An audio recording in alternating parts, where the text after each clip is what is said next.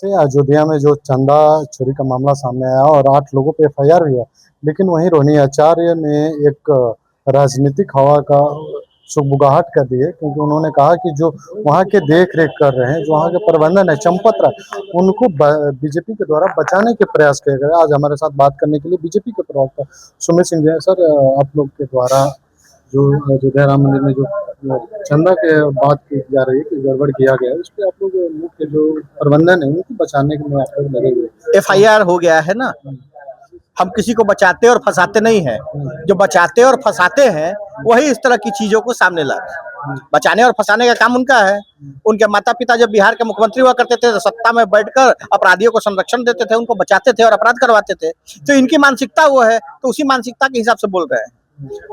FIR होना, जांच होना, ये जांच एजेंसियों का काम है। साक्ष्य और तथ्यों के आधार पर एफआईआर किया जाता है, ठीक है। और हम ना किसी को बचाते हैं ना फंसाते हैं।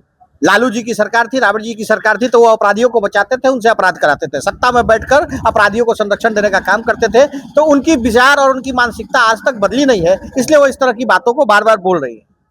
और राम मंदिर के ऊपर इस तरह का बयान देकर शुरू से लालू परिवार राम मंदिर के ऊपर बयान देने के बाद हिंदू हितों की रक्षा करने वाले लोगों की भावनाओं से और राम भक्तों की भावनाओं से खिलवाड़ करता रहा है। ये इनका पुराना आदत है। राम मंदिर के ऊपर बोलकर, प्रभु श्री राम के ऊपर बोलकर ये लोग शुरू से राम भक्तों की भावनाओं को आहत करने का काम करते रहे हैं और इसी में ये माहिर है और यही करते रहे हैं। इसलिए प्रभु श्री राम ने इनको श्राप दे रखा है और ये बिल्कुल सत्ता से बाहर कर दिए हैं।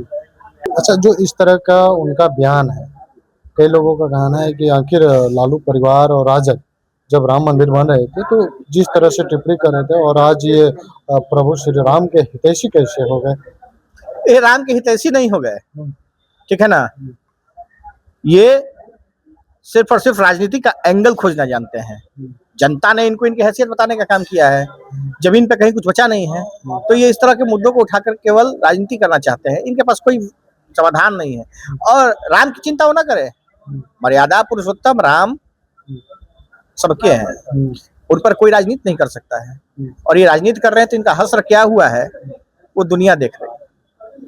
बेगूसराय से एक बयान देते हैं तेजस्वी यादव कि हमारे मुख्यमंत्री पे तो खुद आपराधिक मामला है।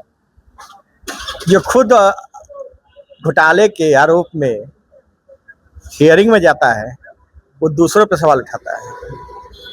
कई बार उस पर साफ साफ कह दिया गया है, फिर भी इनके पास मुद्दा नहीं है। देखिए, चाहे रोहिणी जी हो चाहे तेजस्वी जी हो, इन लोगों के पास मुद्दा नहीं है, तो ये अनर्गल चीजों को लाने का काम करते हैं जनता के डोमेन में। जनता है, सब जानती है।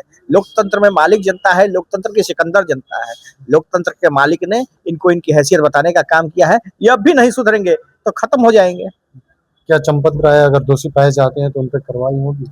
भारतीय जनता पार्टी की सरकार न किसी को बचाती है न फंसाती है, वो जांच का विषय है, जांच चल रहा है। चलिए, जिस तरह से रोहिणी आचार्य ने एक राजनीतिक हवा दी है, उन्होंने बीजेपी प्रवक्ता ने साफ तौर पे कहा कि ये जांच एजेंसियों का काम है और जांच एजेंसी अपनी काम कर रही है और जो भी दोषी होगा उस पर कड़ी से कड़ी कार्रवाई होगी। पूरी बातचीत को आप किस तरह से देखते हैं, कमेंट करके बताइए। बाकी ऐसे तमाम खबरों के लिए बने रहे हमारे